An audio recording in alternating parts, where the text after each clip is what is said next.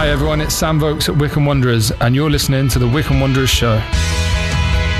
Welcome to a very special Wycombe Wanderers show this week. The reason being is Adebayo Akinfenwa's special game coming up this Saturday against Doncaster Rovers. It's not a testimonial, it's not his last game, but I think the club have very cleverly selected this game as a good opportunity to pay tribute to a Wycombe Wanderers legend. Coming up in the next hour, we'll get the thoughts of manager Gareth Ainsworth. We'll also hear from the man himself. Big thanks to Matt at the club, because you've been to the training ground. I have indeed. Yes, thank you very much to Matt for hosting Wycombe Sound this afternoon. Yes, I managed to speak to not only Bayo, but also got the thoughts of Joe Jacobson, of Pete Couhig, and also of Matt Cecil himself, who has quite a good story about what he initially thought when he heard that Bayo was coming to the club. Coming up a bit later on, we'll hear from a couple of members of Space Elevator in a sort of rock and roll part of the show. And things you didn't expect Colin to be saying. All will become clear a bit later on. And we'll catch up with JDT to find out the latest comings and goings at the Wycombe Wanderers Ex-Players Association as well. Comings and goings, that sounds like they made some signings, doesn't it? It does, yeah. Well, perhaps they have. I'm looking forward to hearing they've got a couple of former ex-players coming up by the end of the season. And I want to know, has Bayo been signed up by the Ex-Players Association already? But we can certainly find out that this hour. Do they ever play actual games against other teams' ex-players associations? I think they do have games, yeah. Do they? Yeah. We were talking to... goodness me, you'd want Bayo on your side, wouldn't you? Absolutely. He'd be a bit of an intimidating one to be coming up against. Absolutely. As Joe Jacobson talks about in a couple of minutes, actually. Yeah, so before that, let's sort of reflect on what has been a monumental career for literally such a big character. Just amazing. And when he came, he was obviously really, really well known. And it was wonderful that Wycombe Wanderers were able to sign someone who was a star, and it's not something that happens very often. But the fact that he's actually become such a Wycombe Wanderers legend over the past 6 years, it is just testament to what a fantastic guy he is, and how he clearly cares so much actually about the club. And very much puts the club before anything to do with Adebayo Akinfenwa. And I think those are all things that actually, when we initially signed him, some fans might have thought, that it doesn't sound like a very Wycombe signing. But actually, he's just been wonderful, both on and off the pitch. And you've been speaking to the current captain to get his thoughts. I have indeed. So I asked Joe Jacobson what he first of all thought when he heard that we'd signed Adebayo Akinfenwa. I'm glad he's on my team and not against me, I think. I had some battles with him over the years. A funny one comes to mind, but I was at Shrewsbury and he was at Northampton, and we beat them 7-2. We both actually scored in the game, but I remember going through quite hard on a tackle on him and I got booked. And I remember him saying to their goalie, their defenders, just put it on that Jacobson's head, put it on his head. And I was thinking, oh no, here we go. And battles against Gillingham, and he was such a handful that... it was something that he's kind of one of a kind in the Football League, so to have him on your team is a big asset. And at the time I didn't realise how good he was. At the time you think he's just a big man just in for the air, but getting to know him, playing with him, turns out that he's got a lot more going on than just pinning people and flicking the ball on. So it's worked out amazingly for Wycombe. I think that's the thing that actually we all realise when we see him week in, week out, is actually he's a brilliant footballer. Yeah, and that you shouldn't have to say, I know it's the old football cliche, isn't it, like good feet for a big man. You shouldn't have to say that. We're all professional footballers here. Bayo wouldn't be a professional footballer if he couldn't play football, wasn't good at playing football. And I've learned over the years what his strengths are, and I think the first season he came in and scored all those goals, and the first few years have made my game so much easier, because I knew if I was in trouble I could hit diags onto Bayo, I could cross the ball and Bayo would get on the end of it. And I think we can combine for 5 or 6 goals within a short space of time in that first or second season, and he was a joy for me to play with, for sure.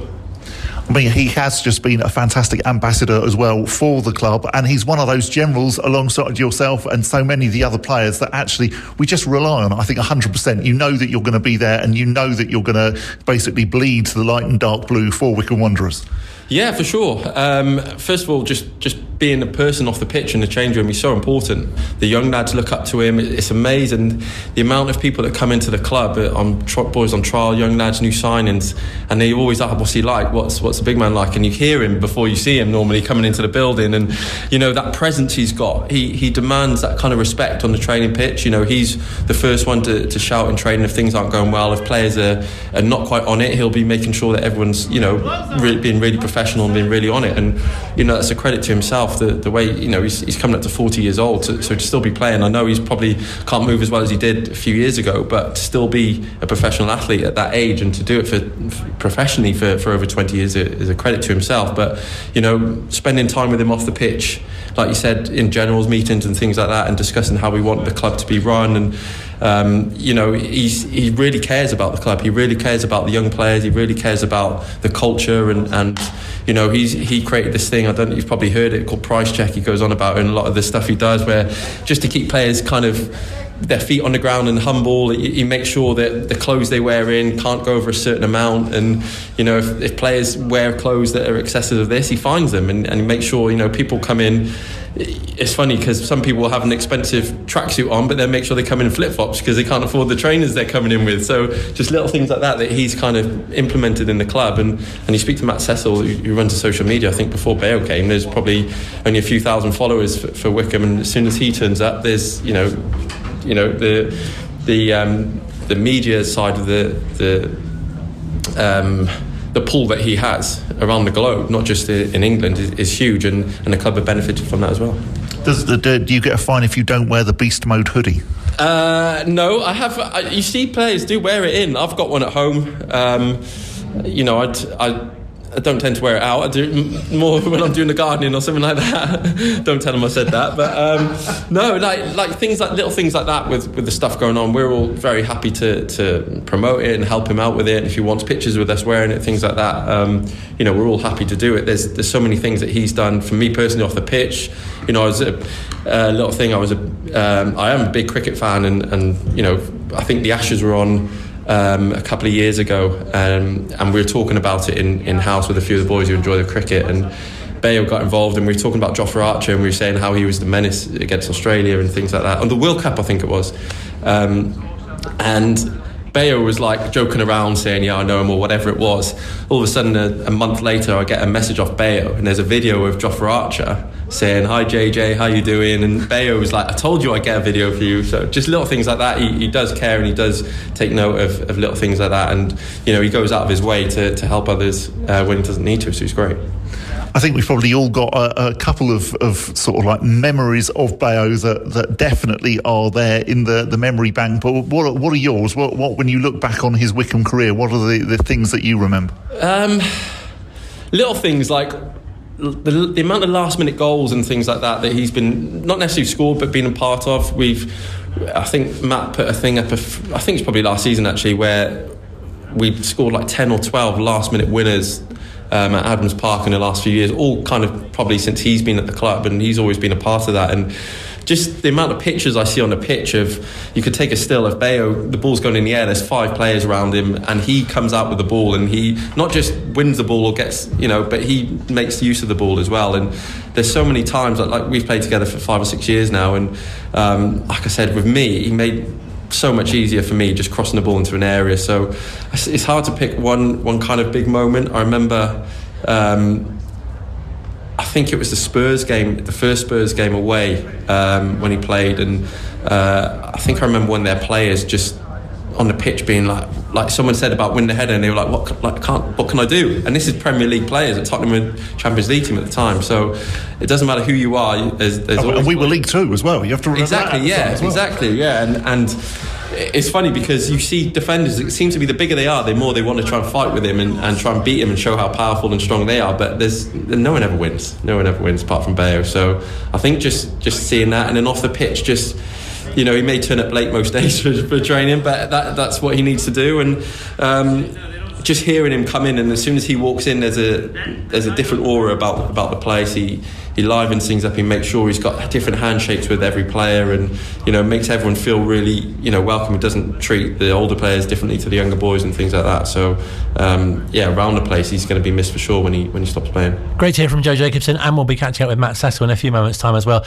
to find out his impact on the media side. But Bob also spoke to the man himself. Take us back then to 2016, and you've just got AFC Wimbledon up. What then happens after that? Okay, after the come down of knowing what we achieved, and then knowing that, listen, I didn't have a club. Of course, it's well documented now, the after game speech I gave, and then the influx of attention from all over the world. Gaffer got at me. Listen, I knew Gaffer. I knew Gaffer from playing against him, and I knew about him. And then I remember I sat down with my agent as well, and I said I didn't want to go too far. I was 34, and I didn't think I'd still be playing at 40, so I didn't want to move the family anywhere. And it was like, look, I want to try and stay as local to London as possible. So we whittled it down, and we sat down with Gaffer and Andrew Howard at the time. And listen, after the first conversation with Gaffer, I knew this is where I wanted to sign. And listen, of course, it's easy to say the rest is history, but the rest is history. The rest very much is history. And I mean, you came here as a legend, and you're leaving as a Wycombe Wanderers legend. I don't know about them words there. I remember, it's the funny thing is for me, I remember still having something to prove to myself. It was to nobody else. I remember I didn't play as much at the back end of that season, and I had something to prove to myself to say, no man, like, go out on your terms. So like I said, I didn't plan to play to 40, and I would be lying if I said I did, but I knew that there was still life left in me. So when I came here, and of course, people were talking about, listen, is it just the publicity? He's 34, and are we talking more about his social media presence than the actual footballer? But for myself, listen, I knew that I wanted to prove to myself I could still go out on my terms. And yeah, man, I'll always say everything happens for a reason. And look, 6 years later, this was 100% the best decision I've made. How are you still playing at 40 years old? Oh man, ask God, I don't even know. No man, listen, the reason I'm playing, because I think in life timing is everything, and I think I linked up with Gaffer, I linked up with a set of fans, and I linked up with players that bought into what Gaffer was trying to achieve and bought into who I was as a person on and off the pitch. And I keep saying, anybody that's had success anywhere, for them to say they did it alone is a lie. And for the success I've had here, I didn't do it alone. So the reason I'm still playing at 40 is because of who I had around me, and I can't speak highly enough of it, in the sense of people turn around and say, yes, I'm happy what I did individually, but what we did collectively, outweighs what any individual accolade I can take for myself. And that's the reason why, I'm joyful at looking back at like my time here and of course my career. Looking to Saturday then against Doncaster. Obviously, we're paying tribute to you, but also as well, it's an important game for Wycombe Wanderers. Yeah, listen, I'm going to lie. I will acknowledge the build up. I'll acknowledge the accolades. I'll acknowledge the attention before kick-off. But then when kick-off comes, it's work. Like, we got 7 games. So part of me, I'll turn around and say, look, well, let's celebrate when we get to Wembley. I'm trying to just put that out there, trying to manifest that as much as possible. But work first. I'll always say this, and it's important for us to go and get 3 points. We ain't played in a little while, and it's important to continue this run that we're on. So there's work to be done. I'll acknowledge it, trust me, because I do think that you have to acknowledge moments, and I will. But there's work to be done. So once, I'm saying, the love, the clap, and then we get the 3 points, then afterwards, look, I'll take him, whatever needs to be taken, but there is a job still to be done. And really interesting that you talk about Wembley and what a fantastic fitting end that would be. And I think one of the memories that we all have as Wycombe Wanderers fans is your face just after the League One playoff final, which we, just what a day. Yeah, listen, anybody that knows me, I get caught up in the moment a hell of a time, and what we done and what we achieved there, and coming off the back of what the world went through. So to be able to achieve something that we was written off for was beautiful. And of course, because we didn't have the fans there, it was a moment where we actually took it in as individuals. There was no distractions. It was everyone to a person. We looked into each other's eyes and we took it in.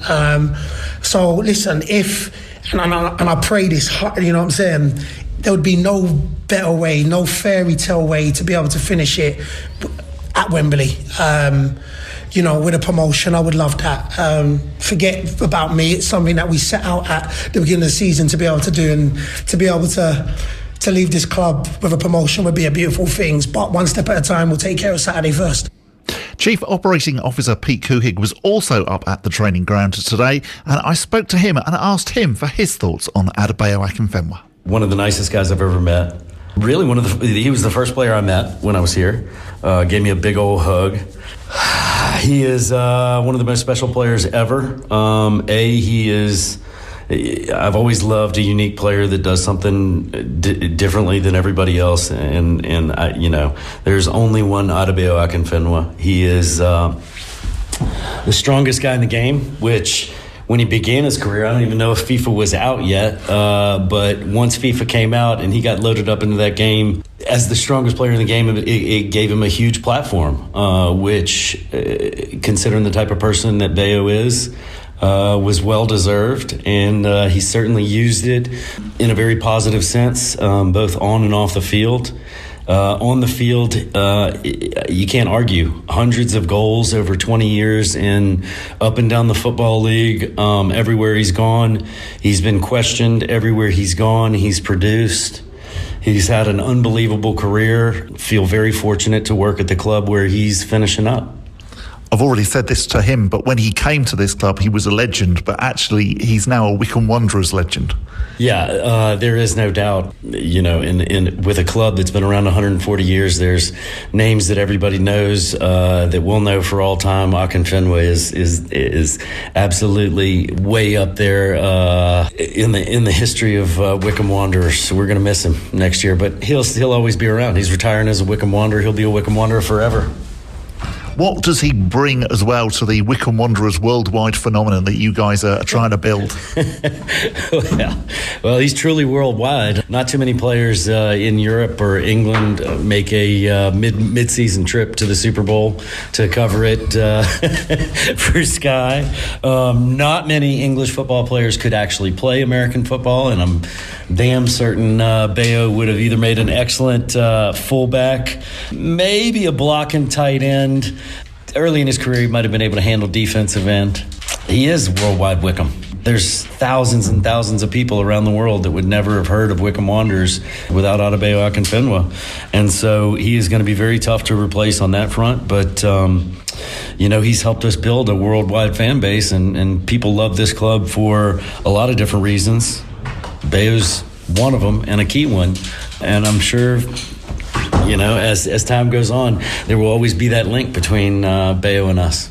I also spoke to Head of Media Matt Cecil and asked him what his reaction was when he first heard that Wycombe was signing Adebayo Akinfenwa. The gaffer and Bayo know this, so I'm not going to backtrack on it, but my first thought was, he's not very Wycombe, and I really feared the kind of pantomime and everything that might come with someone of his stature. Wycombe Wanderers weren't used to global superstars playing for them, and we had a history of signing relatively low-key players. So I remember Gareth ringing me on the Wednesday to say, Matt, we're signing Akinfenwa, what do you think? Of course I told him it was a wonderful move, but privately at the time I wasn't sure he was going to be right for Wycombe Wanderers. He had an amazing unveiling, I remember, at Adams Park. It was the day we unveiled the kit. We smuggled him into Adams Park. I remember I put him in a side room and said, wait a couple of hours, you're going to be brought out on stage. Do you need anything? And he said, no, nothing important, just get me a hot chocolate. I spent the next half an hour frantically scouring every cupboard for a hot chocolate. I don't think we sold any. I sent someone down the road to buy some. We were dealing with a major talent and we wanted to impress him on day one. He got his hot chocolate. He got paraded on stage. The social media coverage that day just showed what an impact he was going to have off the pitch. He was massive. Everyone was talking about him. There was a lot of hype about which club he was going to go to. It was Wycombe Wanderers. 2 days later, we're in France at a pre-season friendly. Somebody absolutely crunched Luke O'Nien with a tackle, and through the mist came Bayo, picking up this French lad, throwing him, no joke, 20 metres across the pitch to say, you don't do that to my teammate. Bayo was sent off. That moment itself then went viral because nobody could believe Akinfenwa gets sent off in a pre-season friendly. But that laid down a marker. He was here to be a team player, to protect his teammates when they were up against it. And from that day forward, he and I have had a wonderful relationship. I'm so pleased to have worked with him. because of the person he is. And of course, for my job in the media, it's really helped put us on the map, and it's been a huge boost to Wycombe Wanderers and its global fan base. But just as one man working with a colleague, he's been an absolute inspiration, and someone I was so pleased just to be on the pitch with at Wembley that time, and just kind of reflecting on what this club had achieved in the 5 years that he'd been here. And we can't wait to give him the send-off that he deserves, but of course we'll miss him when he's gone. It was very nice of Will Smith and Chris Rock to recreate that moment from the Wycombe Wanderers Le Havre friendly at the Oscars. Still to come on the Wycombe Wanderers Show, we'll get the thoughts of manager Gareth Ainsworth as well. Online, on Radio Player, and on 106.6 FM. This is Wycombe Sound. Still to come on this week's episode of the Wycombe Wanderers Show, we'll get the thoughts of two members of Space Elevator. A fantastic band who you may not realise have quite a connection to Wycombe Wanderers, and quite a few links as well. That's to come, as I say. Plus, we'll also hear from the manager Gareth Ainsworth. But if you're a regular listener to the show, you'll know, with big thanks to the Wycombe Wanderers Ex-Players Association, we often get to feature stars of the club from the 50s right up to the noughties, and we're on to the 63rd. I'm told. I'm very pleased to say that JDT John Taylor joins us this evening. Hello, sir. Good evening, Colin. Nice to hear you, and lovely interviews regarding Bayo. No, it's really fantastic, and a great story, and obviously from the sort of servants of the club that you know, someone who really stands out as well in the club's history. Well, the thing is about Bayo that I had the pleasure, if it was called that, of doing the very first interview after he'd been introduced by Matt at the club unveiling. I did him in the first match that he played, and can you believe it? There were boos, because people, like Matt said, quite rightly, thought it was just a gimmick. And I think a lot of us wondered, what was going to happen. And crikey, what a difference 6 years later, as you say. We've got some fantastic ex-players, players who've made history, who we're going to talk about in a short while. But Bayo definitely is up there. And I think somebody said at the start of the programme, well, will I be there asking him is he going to be a member of the ex-players? I've already done that. And his answer to that was, which of the 15 clubs that I've played for should I become an ex-player of? I didn't want to argue with him, obviously, but the difference is, of course, that he played for most of these clubs for very short times. For Wycombe, he's played for 6 seasons, and 200 and odd appearances, 50 goals. I think that puts him in a very, very special place. It really is fantastic to hear some of the stories of many of the ex-players that we've been privileged enough to speak to on this show. And Andy Harmon is another who we were due to speak to this week, but he's a very busy man, it appears, and just on his way back from Dubai. So we'll be hearing from him next week. And he, of course, is someone who will be known to fans, obviously, as being a player, but also someone who could have taken over the club. Yeah, I think Andy didn't want to be overshadowed by Bayo and decided to put off his appearance for a week. But Andy is actually coming to the game on Saturday with a box load of ex-Wycombe players from his generation, the 1980s. People like Mark West, Anton Verkaffs, Mark Hill, Jimmy Jacobs, Dave Burgess, Jim Melvin, Bob Dell. Most of those, I'd just like to add, have been interviewed by you, along with the 80s manager Alan Gain.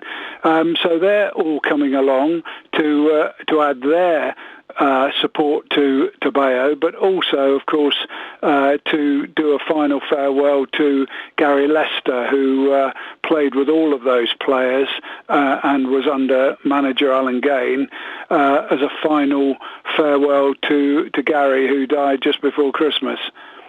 It's fantastic to be able to speak to so many of those players and from that era as well. Many people, of course, who listen to the show will have watched the club during that time, and really interesting that I guess hopefully he'll get the chance to meet the Couhigs as well.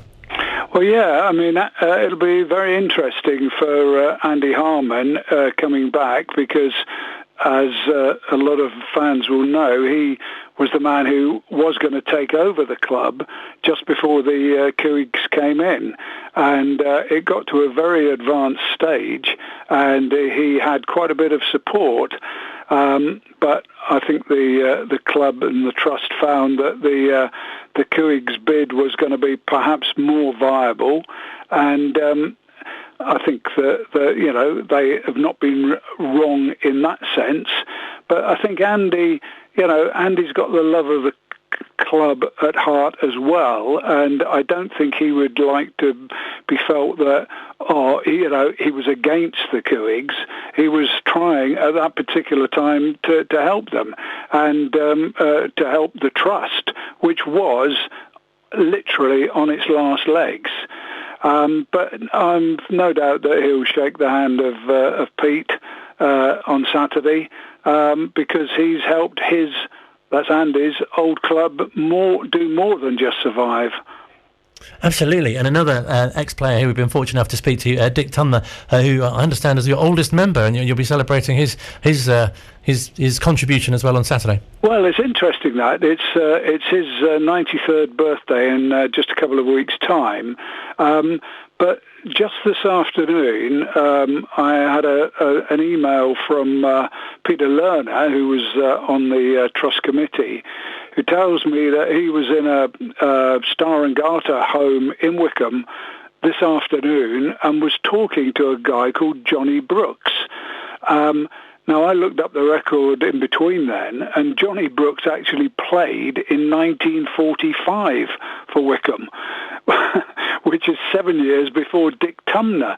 So I wonder whether that makes him even older. I've asked Peter to investigate, but we could have almost a centenarian.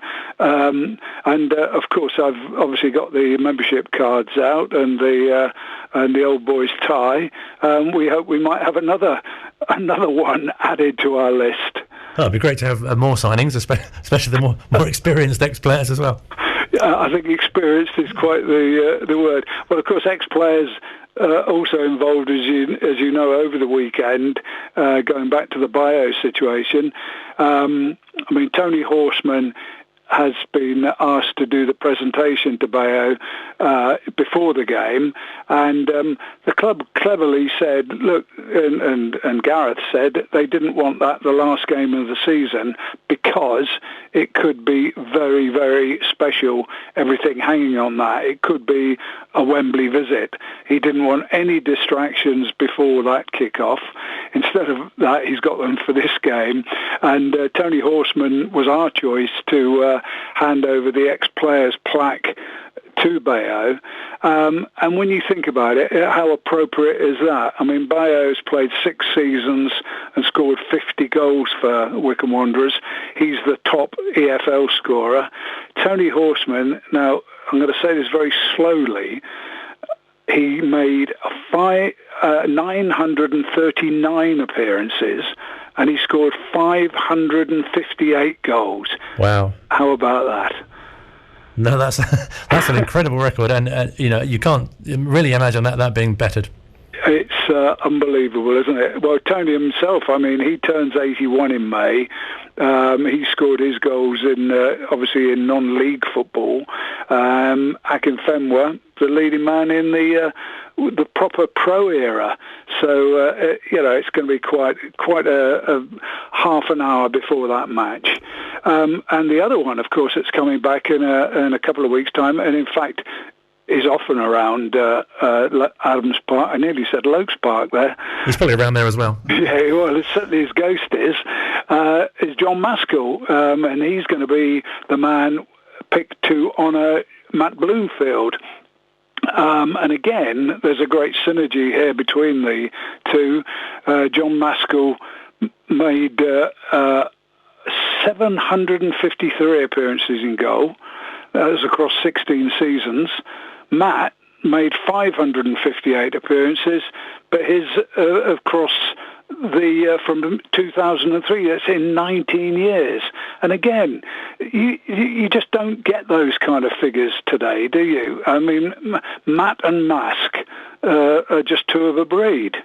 No, definitely. You hear of so many players who move on quite quickly after, not spending too much time at a club and not really sort of, achieving too much in the way of perhaps goals or appearances. A brilliant record for them both. And obviously also Tony Horseman as well. I mean, younger players might see Bodger going around, the mascot of a game at Adams Park and perhaps not even realise that Tony Horseman is Bodger.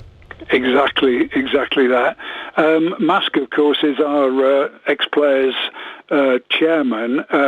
president, and Hutch, he still does a tremendous amount of work for the ex-players association. I don't know whether you know that we had our quiz last week. It just so happened that the team from John Maskell's village, he lives in Oxfordshire, actually won it. Now, there are suspicions here because John Maskell is the man who sets the questions. I don't want to cast any aspersions, but, questions have been asked. But what's nice is that we're back in action. We've got two guys actually on the field in the next couple of weeks. We've had our quiz, which over 100 people, despite all the COVID stuff, attended last weekend, and we've got our bowls and golf tournaments coming up in June and July. And then we come back at long last with our annual dinner, which, as you know, was postponed the last couple of years. And we're holding that just a bit earlier in November this year because the World Cup kicks off. And I'm sure everybody wants to sit down and watch about 4 games a day and not come to necessarily to a dinner at Adams Park, but they will come a week earlier. Well, we've spoken to so many of the ex-players who really, really value these opportunities to come together with all sorts of generations of former stars of the club as well. Well, I think it's going to be more and more difficult, to be absolutely honest with you, to continue an association like ours in the years to come because, as you rightly say, players, are here for a couple of seasons and move on, and by the end of their career, they've got, like Bayo, they've got 15 clubs. I mean, you had on last week Scott McLeish, 16 clubs. You had Darren Curry, who's got over a dozen clubs. And yet they are actually members. But now in the full professional era, it's going to be a lot more difficult for our successors. But we've enjoyed bringing people together. And, sometimes, unfortunately, I have to bring bad news. I ring Matt up and he says, oh, no, the Obit King's on again. And unfortunately, as you know, over the last 2 years, we've lost about 23 members. And the latest one of that, Dave Thomas, we have his funeral on Monday. And Dave, again, was another slightly different to the current players in that he was a local person. He played in junior school with Tony Horseman. He played in about 4 different teams, the 2 of them together. And I've got a special affection for Dave Thomas because I was just starting off my journalistic career on the local newspaper, and Dave Thomas was the wing half, as they were, or midfielders today, in the first team that I covered. And he was a great local hero because that's what the Wycombe fans loved in those days. In fact, just going back to when I first covered them, that was in 1960. I used to get on the team coach with the team to travel with the team to report on them, and the furthest we ever picked up a player was Gerrards Cross, and we used to think of Len Worley and John Beck as almost being foreigners. Strange how things change, isn't it? Oh, definitely. But it's been such a fantastic opportunity to be able to share the stories of, as we say, players from who played in the 50s right up to more recently, as you mentioned, people like Scott McLeish and all sorts in between. Well, that's what we've tried to do. And this programme has been absolutely spectacular for that because it's helped us bring quite a lot of players who've been on the periphery We chat to them again and say, look, you're going to come on and have a word, 5 minutes on the programme just to talk about your experiences. And suddenly it's rekindled, their enthusiasm for Wycombe Wanderers. And we've had these players now who hadn't perhaps turned up for some years, coming back and saying, kind of a ticket for the Wanderers box. And we've got a full house on Saturday. In fact, we've got more than a full house. So if anybody's got a couple of spare tickets, let us know. But that's 2 boxes on Saturday made up of ex-Wycombe Wanderers players. I don't think you're going to find that at many clubs.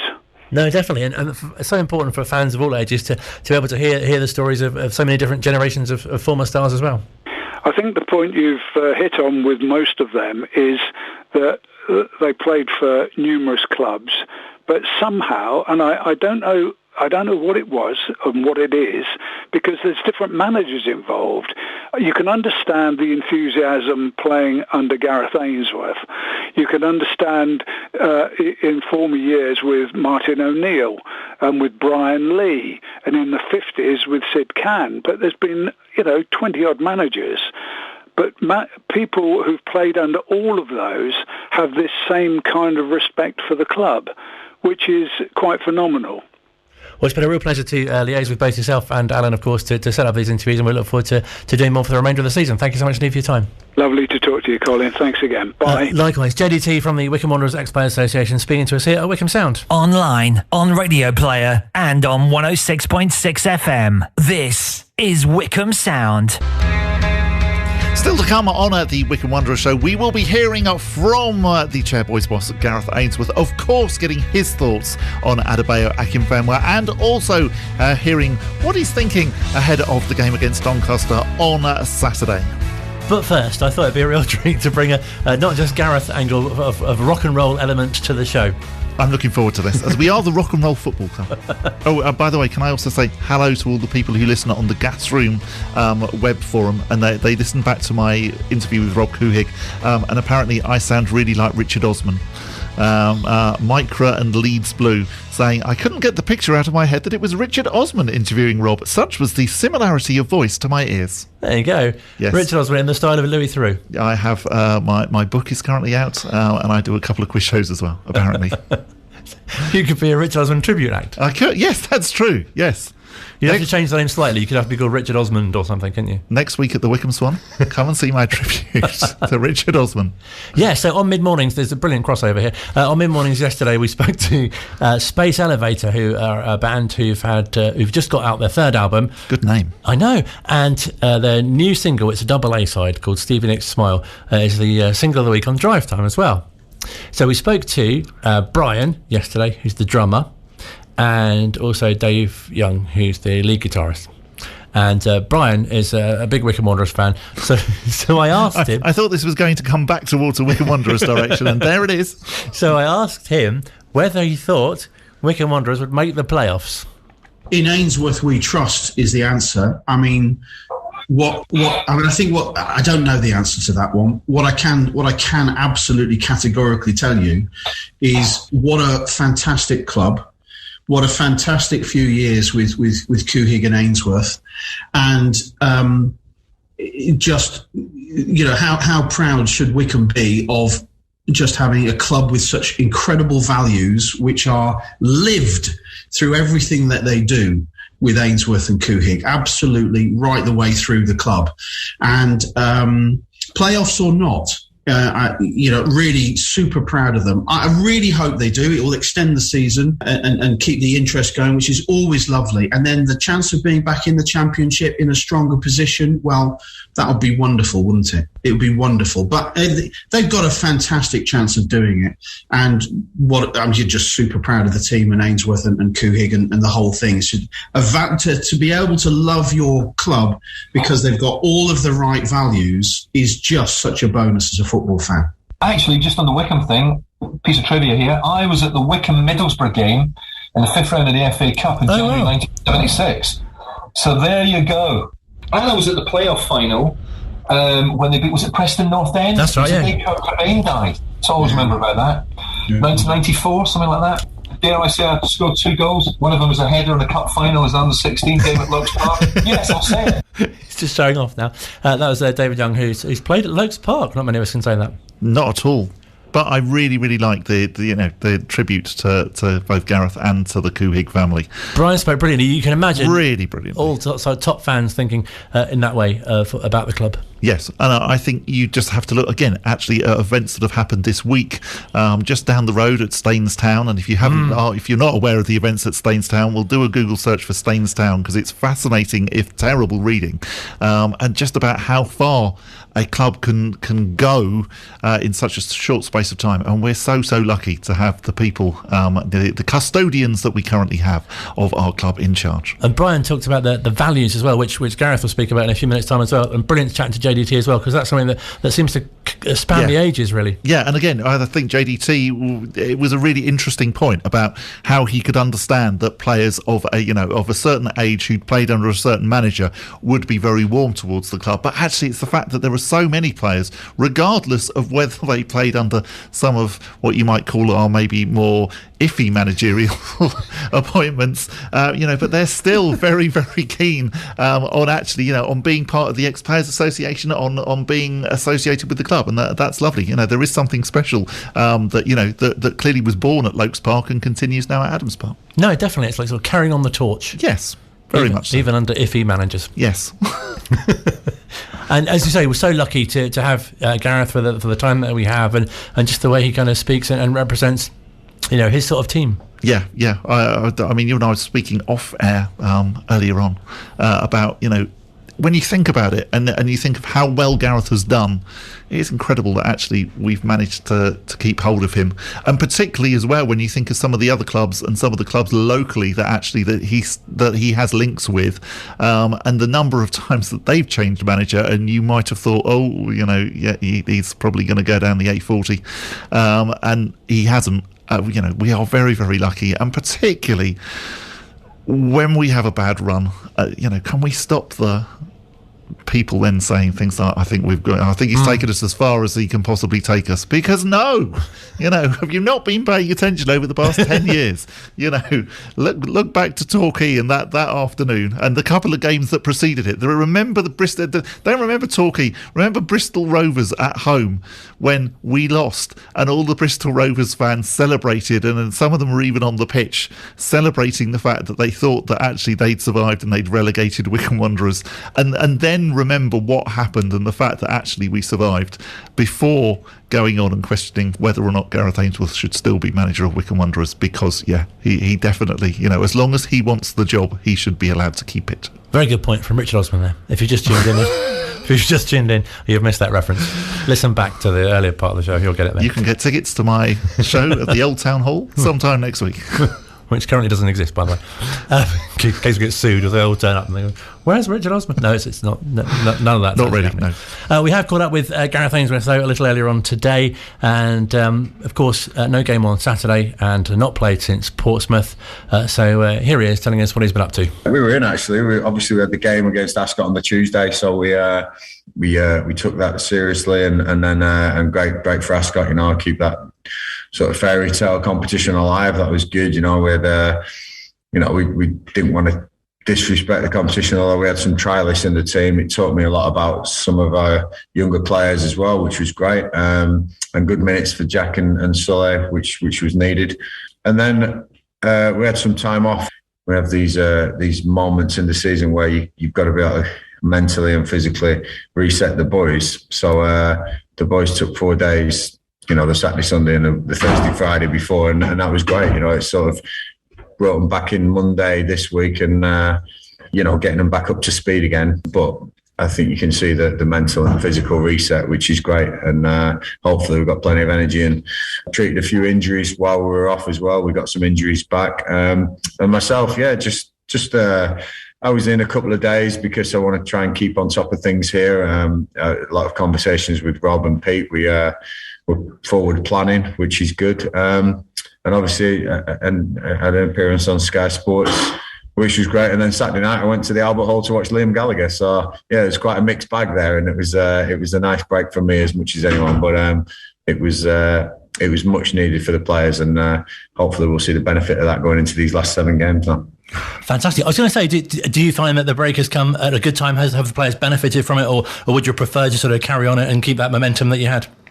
No, we have for the last 5 or 6 seasons we've actually manufactured our own break. We do this every year, and I think it's difficult sometimes for managers because they feel like they have to be in all the time. The players have to be in all the time, and I believe there can be burnout with those situations. I think you've got to try and get these breaks away from the place, like any job. The thing is about football is you can't book a week off here and there. When you're feeling like you need a week off, you can never do that because the season's scheduled in. So we try and almost manufacture breaks during the season at times.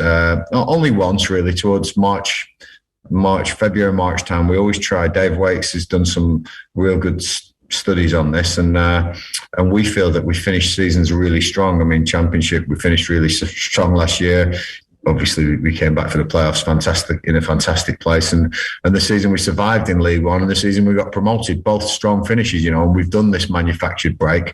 We're just glad this year it sort of manufactured itself with the international weekend. So we're hoping to benefit from, like I say, all the physical and mental, just a bit of a reset, bit of a, some headspace time for the boys. We gave them little programs to do, but we really monitor well with where the boys are physically, and like I say, the mental side of things is really important as well. So no, all good, and I suppose the proof will be in the pudding now in the next 7 games. We've got to win definitely over half of them, and we'll see where that takes us. So do you have a different approach to the last game of the last month of the season? Because obviously the first month is very different, I imagine, and then you have a kind of midpoint of the season, but then it does feel like everything's sort of been building to this, really. Yeah, what we've done is we've given ourselves a chance. There's probably 9 teams now that have given themselves a chance of the playoffs, and at the start there was 24 teams. Now there's 9, so we've whittled it right down to almost a third of those teams, and we're in that batch. And I think I don't need to spell it out to the players. They're all very clever. They're all intelligent football people. They know what they need to do and what's at hand. So there's no different approach. I'm quite seasoned now with these precious situations coming to the end of the season. I was speaking to Blooms the other day. I think there's only been 1 season in my whole managerial career where there's been nothing to play for on the last game, and or 2 maybe if you count the Stevenage at home, but still we wanted to win that because of to put on a good show for the fans. But it's been crazy. It really has been a crazy season, crazy managerial career. The end of the season always is exciting. I think once we've been mid-table mediocrity, and I don't want that to happen. So we want to be pushing right to the end, and hopefully we will be. And obviously, I think you said before that it really sort of suits the team to be just outside the playoffs and to be chasing and have that kind of goal, if you like. Yeah, don't get me wrong. I'd love to be 10 points embedded in the playoffs, but chasing is not a bad place to be. I firmly believe we'll get back in these playoffs, but it will be about then staying hold of that position. And I think the next 3 games are very winnable games, and we've got to get stuck into them before we start playing some of the teams in and around us. And Plymouth and Sheffield Wednesday obviously will be big games for us, but at the moment it's all about Doncaster, one step at a time. And I know it's cliche time, but that's how I manage. That's how we do things. I'll have a sneaky look at Cambridge with Josh Hart, and that sort of I compartmentalise that in my head and put that to one side. But it will be all about Doncaster and what we're going to do Saturday and how we're going to approach this game, because this is a tight table. Doncaster have beat Sunderland. They've beat MK Dons. They're not an outfit that looking second bottom thinking that they're dead and buried. Absolutely no chance. I know they'll be fighting. So we've got to be on it on Saturday to start. Hopefully, what will be a good run of points coming in. And obviously Saturday as well, dedicated to someone who it's probably difficult to sum up the contribution he's made to the club. What can you say about Adebayo Akinfenwa that he doesn't show on the pitch? He's an incredible guy, and I mean that. I think football has brought us together, but life will keep us together, not football. It's one of those situations where I've met somebody that will be in my life forever. I think, he's an unbelievable guy, and I would not have been able to do what I've been able to do without Adebayo Akinfenwa. There's 2 or 3 of them, the players that they know who they are, that have been there right through, and Bayo's one of them. The way he's transformed the dressing room over the years, and the way he's performed. I think people thought he was dead and buried after the Wimbledon playoff final, and when he was released by Wimbledon, and we took him, and I think I remember people saying it's just a show, it's a show pony or a publicity stunt, the Wycombe Wanderers. How glad I am to say that we have our greatest ever EFL goal scorer playing on Saturday, or in the squad on Saturday, ready to take all the plaudits, and has proved every single person wrong. I think the Wycombe years, for me, have been the best of his career, and that's really proud for us to say that. But it goes so much more beyond football. Unless you've been in the offices with me and Bayo with our one-on-one chats, or unless you've seen that the charisma that walks in with this guy, you'll never understand. But that's Akinfenwa, and he deserves every clap and every cheer he gets from now on. He's been fantastic for this football club, and cannot underestimate what he's done. I was going to say, there must be so much that the fans don't see, as well as influence in the dressing room, and just the fact that away supporters want to have their pictures taken with him as well. There can't be too many players who have that influence. No, he's incredible. He really is, and he is the most humble guy.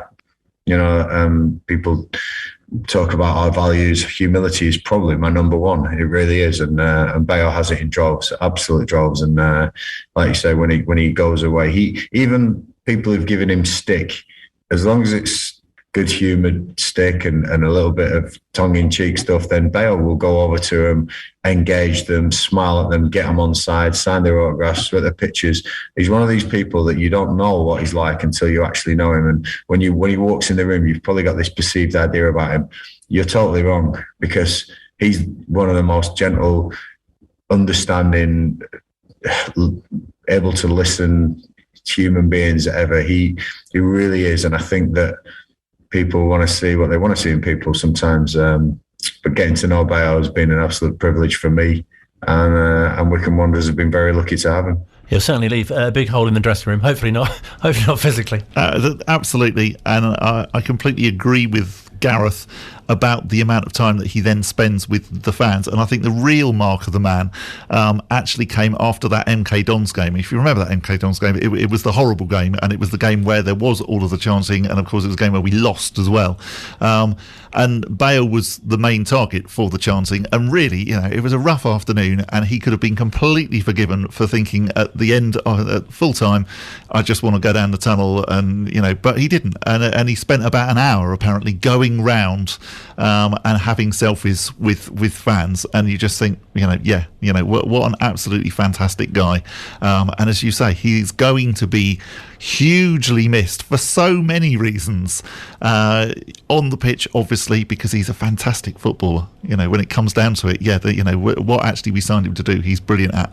But also, he's going to be hugely missed as well off the pitch, partly as an ambassador for our club, and also just how fantastic he actually is at being a cheerleader for our team, and seeing him there with the coaching staff and encouraging the players when he's not actually playing. He's brilliant at all of that.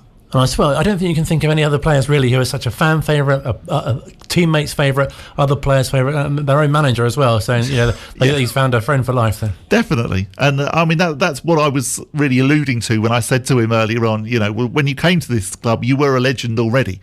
Kids in playgrounds knew who he was, even though he was a lower league English footballer. He was known across the world, but actually, in the time that he's been here, he's completely cemented himself with the Chairboys faithful, and will be forever a Wycombe Wanderers legend. And you can't obviously overstate that being the club's leading EFL goal scorer as well. Exactly that, and that's what I mean about the football a bit as well. Let's not forget, for all of the tributes, how brilliant he's been on the pitch, and some of the, particularly like late goals that he scored, and just, I was lucky enough last season to be at the Bristol City game, the penultimate home game of the Championship season, and of course he hadn't scored a goal in the Championship, and then we got that penalty in added time. The game was 1-1. And Joe Jacobson let Bayo take the penalty, and of course Bayo scored, so he has now scored in every division that he has ever played in, and we won the game 2-1. And he scored last time we played Doncaster as well, so that'd be a bit special on Saturday. It's hopefully all of the stars are aligning for a fantastic day out on Saturday. And if you haven't got a ticket, well, do get down to Adams Park, because it's going to be a brilliant afternoon. Big thank you to everyone who's taken part in this week's show. Have a good week, and we'll be back next week.